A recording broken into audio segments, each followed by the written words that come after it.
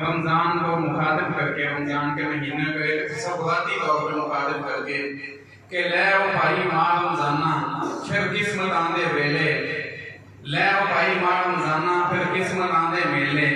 کوئی نہ جانے کس کس رہنا ہے تو پھر آئیں گا جس ویلے، لے او بھائی ماہ رمضانہ خیری خیری جائیں، پاک اللہ دے اگے جاگے نہ شکایتاں ساڈیاں لائیں، جو کچھ ساڈے کولوں سریا اسی کیتی تابعداری، کرنی سفارش ساڈے تائیں تے مل جائے ٹکٹ غفاری، پچھلے سال جنہاں پراواں تینوں ودیا کیتا، آج چونا چوں ٹر گئے کنے جنہاں موت پیالہ پیتا، لے او بھائی ماہ رمضانہ پھر قسمت آندے میلے، کوئی نہ جانے کس کس رہنا ہے تو پھر آئے گا جس ویلے۔ اور ہم دیکھتے ہیں کتنے لوگ ہیں جو پچھلے رمضان میں ہمارے ساتھ تھے آج نہیں ہیں، کتنے لوگ ہیں جو اس سے پچھلے رمضان میں ہوتے تھے اور اب نہیں ہیں۔ بہرحال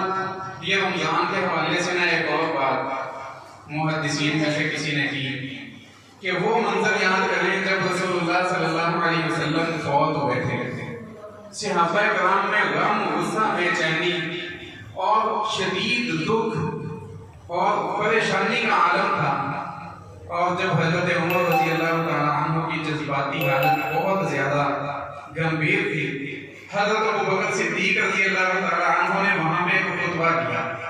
من کان یعبد محمدا فإن محمدا قد مات ومن کان یعبد اللہ فإن اللہ حی لا یموت، کہ اگر کوئی بندہ محمد رسول اللہ صلی اللہ علیہ وسلم کی عبادت کرتا تھا تو وہ سمجھے کہ اس کی عبادت کا سلسلہ ختم ہو گیا،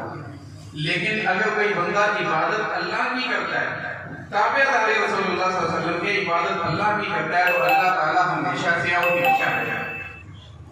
یہی بات کچھ عرصہ پہلے میں نے کسی محدثین میں سے کسی کے اقوال میں دیکھی رمضان المبارک کے حوالے سے کہ جو لوگ رمضان کے مہینے میں عبادت کرتے اور بعد میں چھوڑ دیتے ہیں وہ یاد رکھیں من کانا یعبد رمضان فإن رمضان قد مات، جو رمضان کی عبادت کرتے تھے وہ سمجھے رمضان ختم ہو گیا، ان کی عبادتوں کی ضرورتیں ختم ہو گئی، اور جو اللہ کی عبادت کرتا تھا اور بہانہ رمضان کا مہینہ بن گیا، چلے پہلے نہیں کرتا تھا رمضان میں کرنے لگ گیا لیکن کی تو اللہ کی نہ، تو وہ یہ سمجھ لے کہ اللہ تعالیٰ ہمیشہ سے اور ہمیشہ کی کرتی ہے۔ شیخ عبداللہ ناصر رحمانی رحمۃ اللہ علیہ کی ایک تحریر میں نے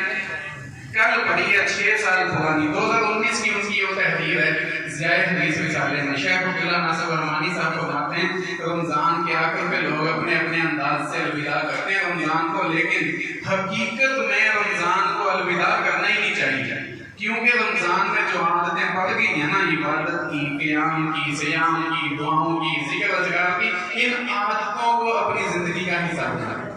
رمضان کی عادتیں زندگی کی عبادتیں بن جائیں تو اللہ تعالیٰ کے ہاں یہ قابل قبول ہے۔ تو بعض اپنے اپنے انداز میں آپ لوگ آج